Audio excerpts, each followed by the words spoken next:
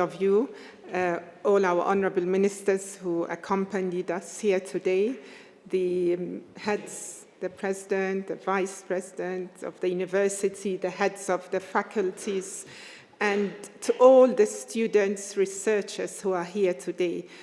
It's wonderful to be in this beautiful place, historic, beautiful gardens.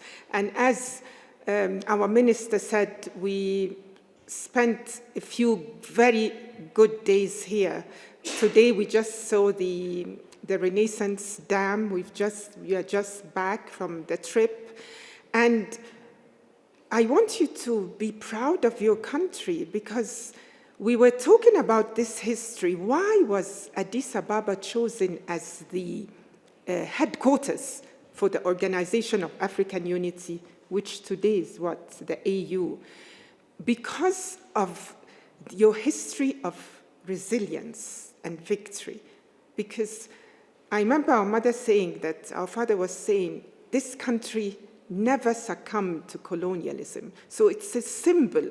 So it was chosen as a symbol of resistance and anti-colonialism.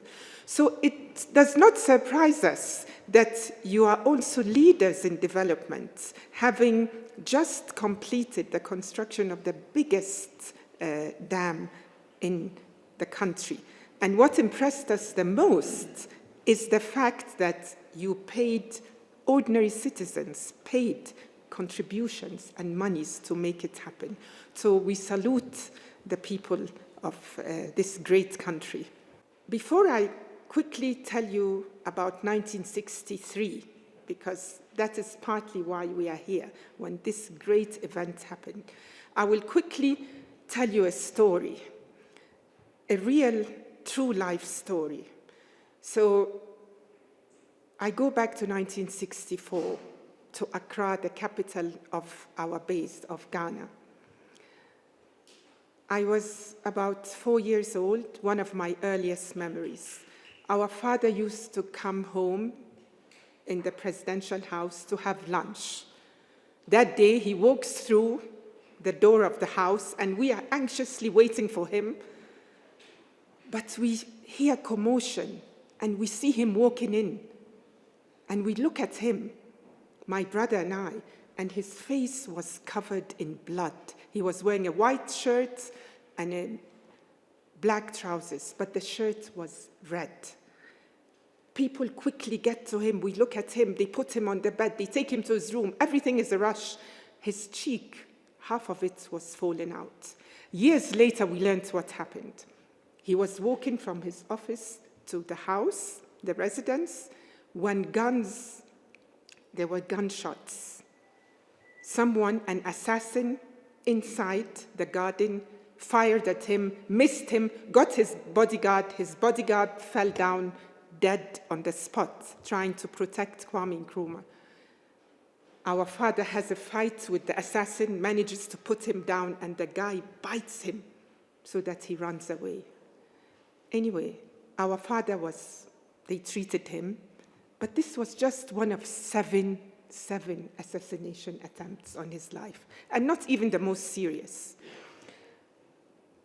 This was just 6 months after they met here in this great city of Addis Ababa, African leaders, the 32, to formalize the hope for unity of the African continent that was divided without our choice into small economies that are not viable, that cannot stand on their own, that cannot succeed. It was deliberate. But my point of this assassination attempt story on our father is to tell you that when colonialism left us, when we gained independence, colonialism didn't exactly leave us fully. They remained that strategy to control our economies. Yeah? Give us political independence, but then what? Control us economically, make us dependent, no industries, bad infrastructure. That was the plan. So leaders who stood out, who said, no, we have a plan, We are going to do this and this. We are going to unite. We are going to try and work out. We will plan our economies continentally. That's what our father was hoping. Big infrastructure. We'll have one currency. We'll have one central bank of issue. We'll have one monetary zone, just like what we are talking about now with the African Continental Free Trade Agreement. So we come back 60 years later. But the point is, leaders who stood out to tell that strategy to their fellow leaders were killed, eliminated, poisoned, assassinated. They were removed from the scene, one by one. So, what was left from their legacy? The belief that we can change our circumstances. And the beauty of that legacy is that it's recorded. The advice is in your archives, and in one of our father's books, Africa Must Unite. I have 2 copies here I will leave with you, because it's his main thesis on why and how we must unite, that it's possible to begin with a nucleus of states and then add more. Never think it's impossible. It is Africa's future that we must become bigger. One nation, one African nation, 1.3 billion. And if you add the African diaspora, 1.6 billion people. What is it that we cannot do? Just sit and imagine. What is it that we cannot achieve? You, 125 million people, you've just achieved a magnificent feat, your Renaissance Dam. Now imagine 1.6 million people. What is it we cannot do? So this is why we are here.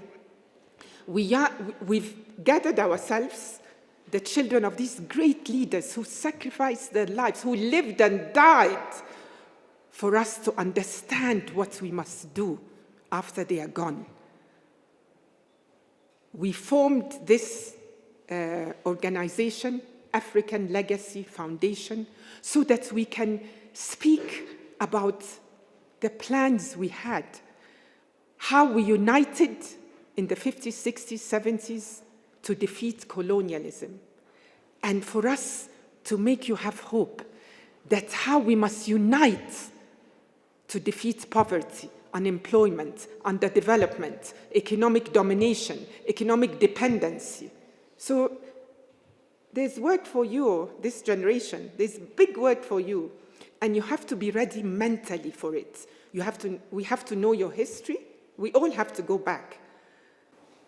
We have to know what happened and why it happened so that we have the courage to understand how to move forward. And moving forward, we must.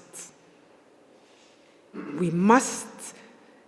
Africans, this is a great moment because we have such a big young population that needs to work, get married, have babies, buy houses. You need to live a better life. We need to live in prosperity. So this is the time for us to think. Now, our father said this: behind every social revolution, there is an intellectual revolution. So before we move, we have to know and we have to think. And as he told us on the eve of independence, that we are no longer a colonial people. And we want to show the world that the African, the black man and woman can manage our own affairs.